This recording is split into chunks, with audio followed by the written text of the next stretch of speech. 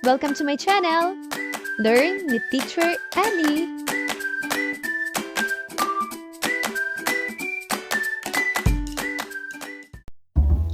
Filipino, Grade 4, Quarter 1, ika-6 na linggo. Ating talakayin ang tekstong impormatibo na liham pang kaibigan. Unang araw. Anong paksa ang maaaring mabuo sa mga larawang ibinigay? Sa loob ng bilog, isulat ang iyong nalalaman tungkol sa lindol. Sa bahaging puso, isulat ang iyong nararamdaman tungkol sa karanasan sa lindol. Sa dalawang kamay naman, isulat ang iyong ginawa bilang paghahanda at hakbang na ginawa noong lindol. Sa araw na ito, magbabasa tayo ng isang tekstong impormatibo. Uunawain natin ito at aalamin ang paksa, pangunahin at pansuportang detalye. Magsasalaysay tayo ng ating mga natutuhan at karanasan at makikilahok tayo ng talakayan at mga gawain sa aralin. Mga bata, saan nga ba tayo karaniwang nakakakuha ng balita at impormasyon? Nakarinig na ba kayo o nakapanood ng balita tungkol sa isang sakuna? Ano-anong balita tungkol sa sakuna ang iyo nang napanood o narinig? Ngayon, basahin natin ang kwento tungkol sa kung tayo ay handa, sakuna ay walang panama. Makinig mabuti mga bata. Sa panahon ng lindol, makararanas tayo ng pagyanig ng lupa. Ang ganitong mga klaseng kalamidad ay nagbibigay sa atin ng takot. Kailangan nating iwasan ang ating pagkatakot para hindi lumala ang sitwasyon, lalo na kung wala pa tayong karanasan sa mga ganitong bagay. Paano nga ba natin masisiguro ang ating kaligtasan? Ano nga ba ang dapat nating gawin bago, habang at pagkatapos ng lindol? Ang lindol ay isang biglaan at natural na paggalaw ng lupa. Ito ay isang mapanganib na sakuna. Ang mga kadalasang kalalabasan nito ay ang pagkabitak-bitak ng mga sementong daan, pagguho ng mga gusali, pagguho ng lupa, at higit sa lahat ay ang kamatayan. Ang mga ito ay maiiwasan natin kung tayo ay laging handa. Ano nga ba ang dapat natin gawin bago ang lindol? Una, pag-usapan kasama ang pamilya ang tungkol sa lindol. Pag-usapan nyo kung saan kayo magkikita-kita kapag natapos na ang lindol.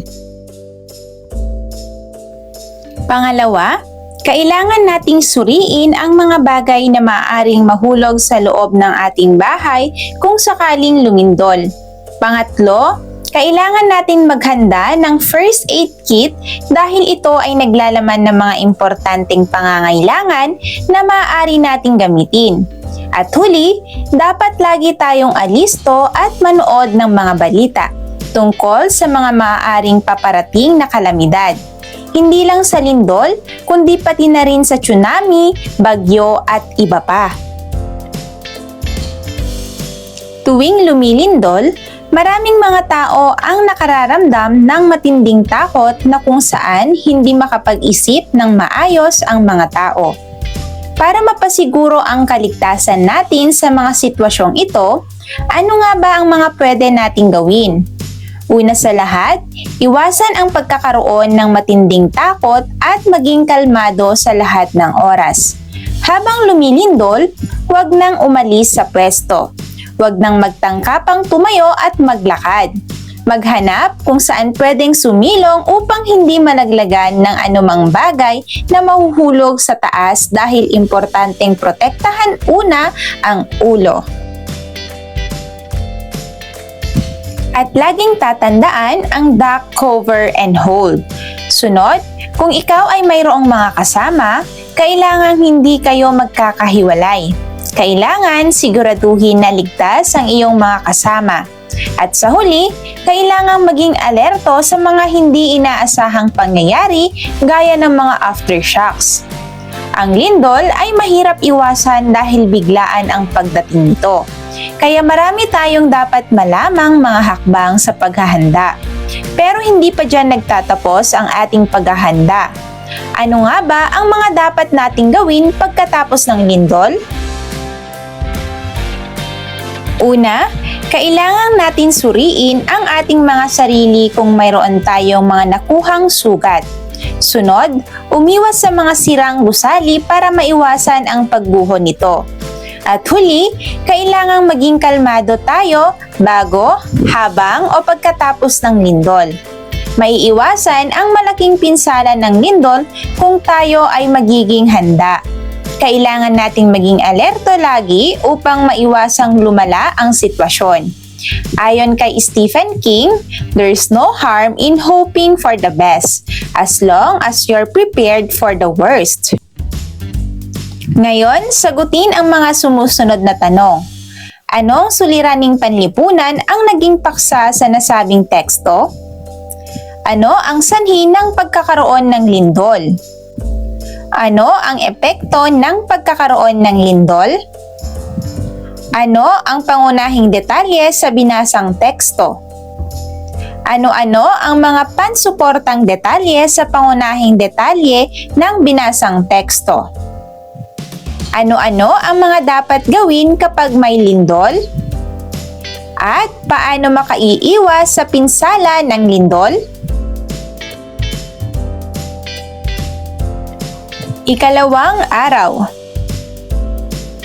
Gamit ang estratehiyang tiket papasok, ipababahagi ang mga naalalang mahalagang kaalaman na natutunan sa nakaraang aralin. Basahin ang sumusunod na pahayag at ibigay ang kasing kahulugan ng mga salitang may salungguhit.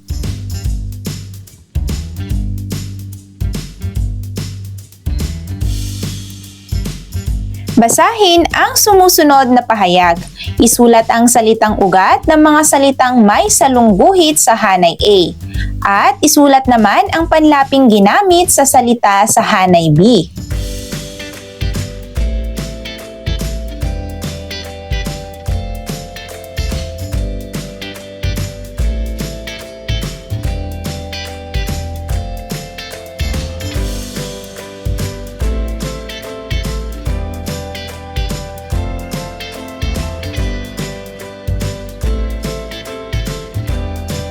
Ikatlong araw. Ngayon mga bata, babasahin ko ang liham. Pakinggan mabuti. 123 Jose Rizal Street, Calamba, Laguna, Agosto 31, 2023. Mahal kong Nena, ako ay magdiriwang ng aking kaarawan sa Setyembre 16, 2023. At kasabay nito ang pagbubukas ng aming maliit na grocery store. Ito ay gaganapin sa ika-4 ng hapon sa bahay namin. Gaya ng dati, inaanyayahan kita na dumalo sa aking pagdiriwang. Ako ay umaasa na makadadalo ka para makapagkwentuhan naman tayo at nang makita mo rin ang bago kong alagang aso, ang iyong kaibigan, Rosa. Mga bata, ano ang napansin sa binasang liham? Ngayon mga bata, ikahon ang pangatnig sa bawat pangungusap.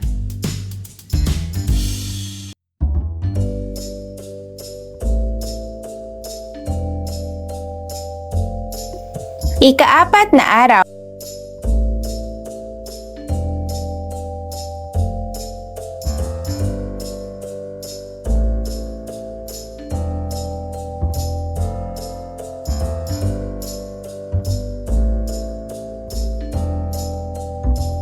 Basahin ang liham at ibigay ang tawag sa bahagi ng liham. Sumulat ng liham pang kaibigan gamit ang mga pangatnig na nasa ibaba. Anyayahan mo ang iyong matalik na kaibigang matagal nang di mo nakalaro at nakasama.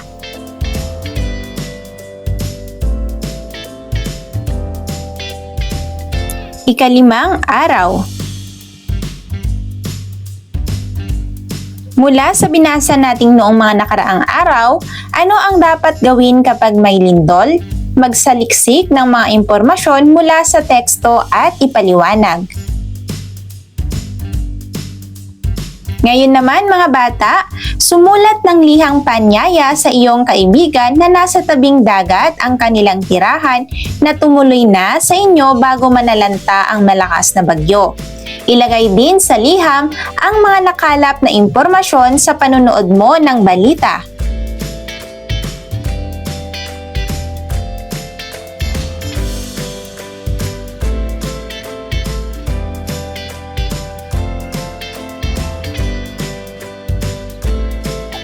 Isulat ang hinihinging impormasyon sa sumusunod upang mabuo ang banghay ng tekstong binasa.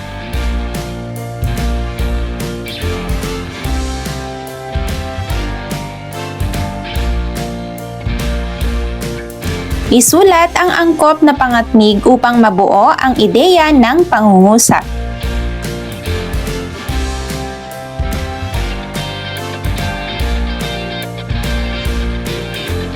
Bago matapos ang ating aralin, sumulat ng liham pang kaibigan. Tukuyin ang 5 bahagi ng liham mula sa iyong isinulat. Thank you for watching! Also, don't forget to like, share, subscribe, and click the notification bell for you to be updated on our latest videos. See you on our next lesson. Goodbye!